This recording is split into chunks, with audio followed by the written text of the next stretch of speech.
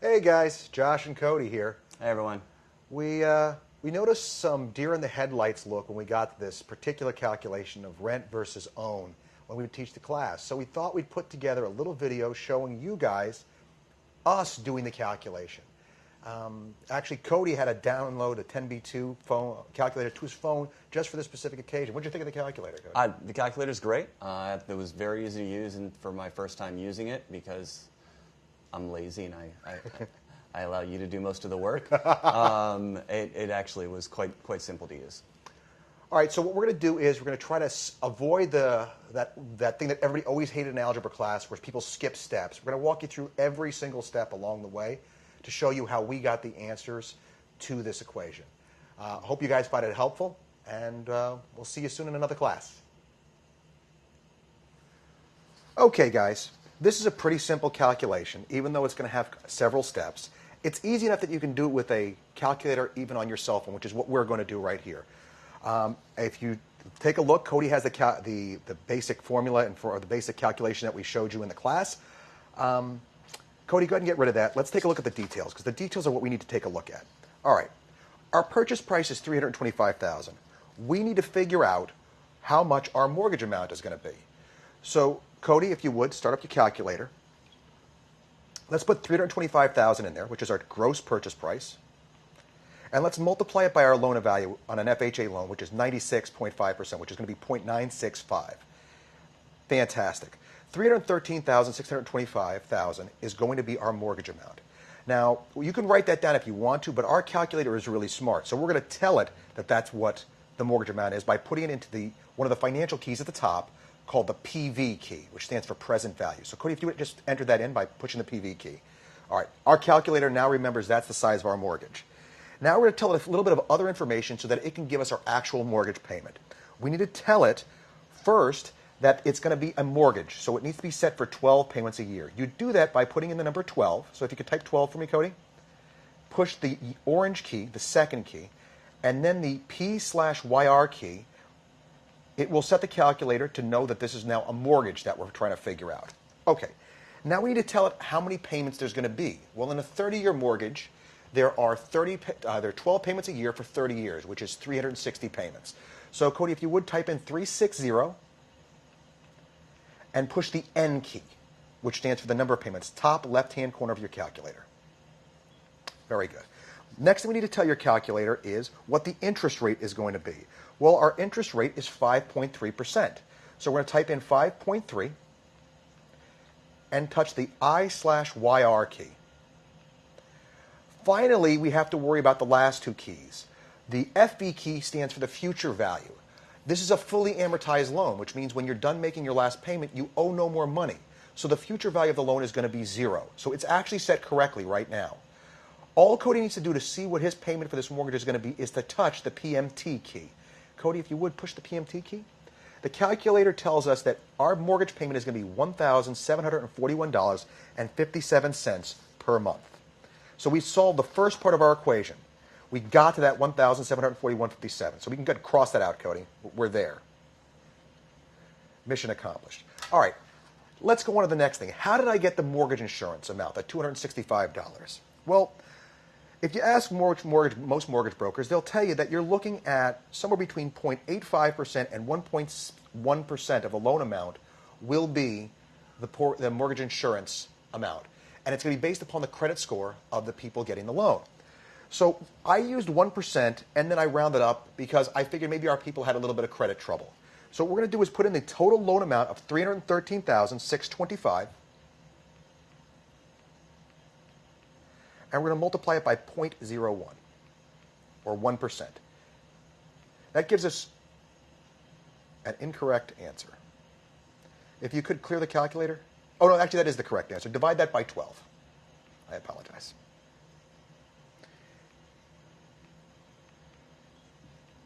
That gives us our monthly amount. The original amount was actually our yearly amount of mortgage insurance. So $261.35, we're going to round that up to $265. That gives us our mortgage insurance amount. Fantastic. All right, and the next thing that we have on our sheet, let's get a look at that sheet, Cody, is our escrows. This is going to be how much the bank takes out each month for our homeowners insurance and our Taxes. our real estate taxes. So let's take and figure out how we got those numbers. The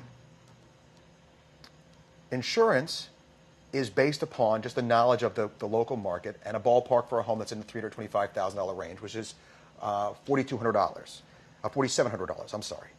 The taxes, though, are based upon 2% of purchase price. So the way we're going to figure that out is we're paying $325,000 for the house. So Cody, if you would clear your calculator, put in $325,000, and then multiply it by 0.02. All right.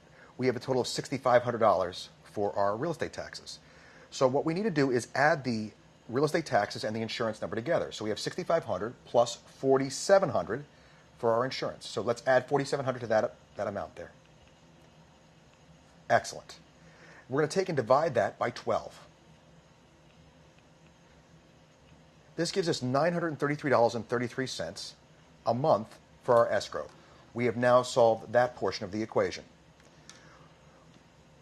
We can then take that amount, once we have that, and add that to our monthly mortgage payment. Which we have $7,000 and $4,200 on here, but it's okay. They still are the same thing. Exactly.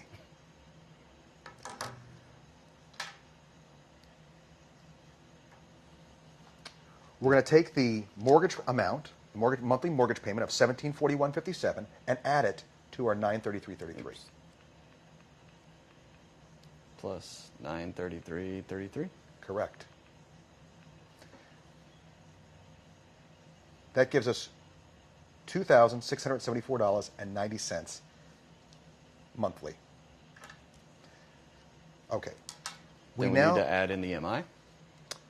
We need to add in also our PMI of $265. Plus, we now need to also add in a $200 monthly reserve for replacement. This is just a responsible thing that you should suggest to your customer, especially if the home is not brand new, because when anything breaks in the home, it's going to be the owner's responsibility. That number comes from just experience and a number that you feel comfortable telling your customer. This gives us a total of $3,139.90. We are now going to take and multiply that by 12 to get our yearly mortgage payment, so times 12. We are paying $37,678.80. That is how we got to the mortgage payment amount on our initial sheet. So Cody, if you bring that initial sheet back for a second. If you notice, we have that amount set for each year that the home is owned. Now, it's true real estate taxes can go up and so can insurance, but the insurance can come down as well. So we figured that it's actually a safe bet to leave that number the same for the totality of our calculation. We now need to take and calculate that very top number in that sheet, which is the down payment of $27,625. How did we get that number? All right, it's pretty easy. What we're going to do is we're going to get our calculator back out again. We're going to put in our total purchase price of $325,000. We have to figure out first how much cash we need to complete the purchase of the home. That is going to be figuring out what 3.5% of our mortgage is. We have a 96.5% loan-to-value ratio, which means we as the purchaser have to come up with 3.5%. So Cody, if you would take and multiply that by 0.035, it will tell us how much money we need to bring to the transaction. $11,375. All right. But our mortgage broker gets paid too. So typically, it's a fair rule of thumb to look at about 5% of purchase price for a mortgage. Sometimes it's a little bit more, sometimes it's a little less. For this calculation, I use 5% of the mortgage price. So we're going to take in of the purchase amount. So we're going to take and do $325,000 times 0.05 equals $16,250. We're now going to take and add those two amounts together. So we're going to add the $11,375 to that $16,250. And that is going to give us our total down payment of $27,625. That gives us our top number on the calculation on the initial sheet. So let's pull that back up again for a second. This is how we get to that top number on the sheet. The next thing we do, the last thing we need to do on the sale side of this equation is figure out how the heck do we get to a future sale price. Well, what we're going to do is use that financial portion of our calculator again. First thing we need to do is we need to take and set the calculator to one payment a year. So we're going to do that by we're going to hit first we need to do is clear the calculator. Push the second button, the orange button, and the clear all. Excellent. Now what we need to do is set the calculator for one payment a year. We're going to push the 1 key, the second key, or the orange key, and the P/YR key on the top. Excellent. This is because the house is only going to appreciate once per year, not once every month, like our mortgage, which is getting paid monthly. There will be 5 years, so we're going to set the N key to 5. So please push 5 and then the N key. We're holding the house for 5 years, so that's what the calculator needs to know. We said that the market is appreciating at 4.5% a year, so we need to tell the calculator to figure out the interest rate of 4.5%. So put in 4.5 and the I/YR key. Excellent. We're paying $325,000 for the house, so go ahead and put $325,000 in as the present value, and make that a negative number just above the blue key on the left-hand side, because that's money that we're spending right now. So push the PV key. Money going out is always negative. Money coming in is always positive. Now, we're not making payments. There's no payment that's coming to us as our house appreciates. We're going to recognize the whole gain when the house sells. So Cody's going to leave the payment as 0, and he's going to touch the FV key to see what our home is going to be worth in 5 years. Our house is going to be worth $405,000, 00913. We're going to round that to $405,000. So that is the last number that we need in order to take and do the calculation. Everything else in our formula is basic mathematics. Okay, moving to the rent side of the equation. How do we figure out how much the rent is going to go up each year? Well, we do that. We need to convert from a monthly rent number to a yearly rent number. So we're going to take the $2,550 that we're paying monthly, clear all, $2,550 monthly times 12.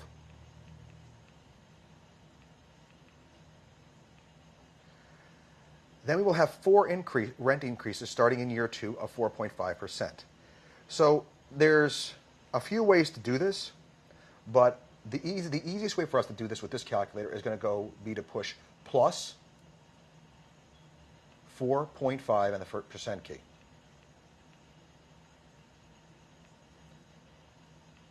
That is going to be the amount of rent due in year 2. We can do the exact same thing to this amount and add 4.5% to get the amount that we need in year 3. And again for year 4. And one more time in year 5.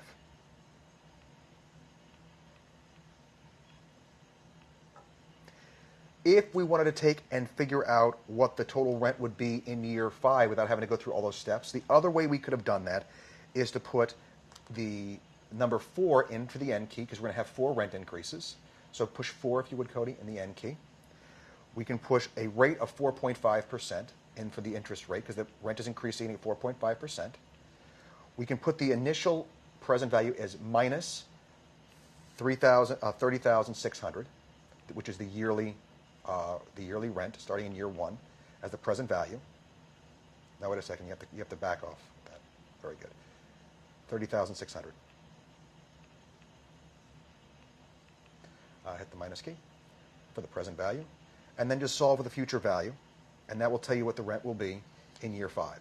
So there's a couple of ways to get to the exact same thing. Those are the things we need in order to take and do this entire formula. Everything else, we're just simply doing addition and subtraction. Hope this guy answers your question for you guys, and it was fun doing this with you.